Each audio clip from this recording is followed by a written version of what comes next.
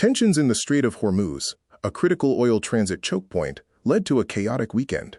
Oil prices soared after the U.S. Navy seized an Iranian ship, escalating conflict and reimposing controls in the strait. The closure of the Strait of Hormuz initially caused oil prices to drop, as markets reacted to the major disruption in global supply. The fragile ceasefire between the U.S. and Iran was set to expire amidst accusations of violations, leading to the deployment of more American troops and naval incidents in the region. The 2026 oil market faced a Strait of Hormuz crisis. However, alternative routes and a surge in Venezuelan oil supply helped manage what could have been a global catastrophe.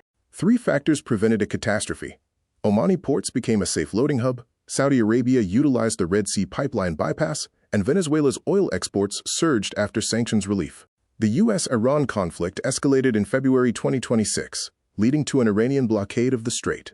Without key mitigations from Oman, Saudi Arabia, and Venezuela, this would have been a global energy crisis. Oman's ports, Salalah and Muscat, acted as a safe loading and rerouting hub outside the direct Hormuz risk, enabling the movement of crude and LNG when Gulf options were blocked. Saudi Arabia utilized the east-west crude pipeline, bypassing the Strait of Hormuz entirely. Exports from Yanbu on the Red Sea reached record highs, maintaining steady supply to global markets. Venezuela's return to global markets added non-Middle East supply, exporting 1.09 million barrels per day in March 2026. This was the largest new supply source during the peak crisis.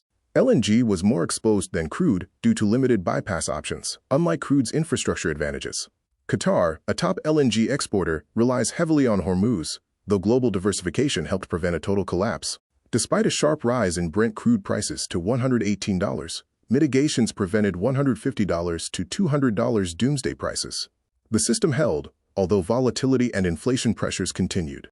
The crisis was manageable due to three pillars: Oman's safe loading hub, the Saudi Red Sea pipeline bypass, and Venezuela's new supply surge.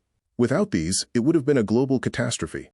The key takeaways emphasized the importance of pre-built infrastructure, diversified supply, and crude's flexibility over LNG. The system stabilized, avoiding a global meltdown, although future crises remain a risk.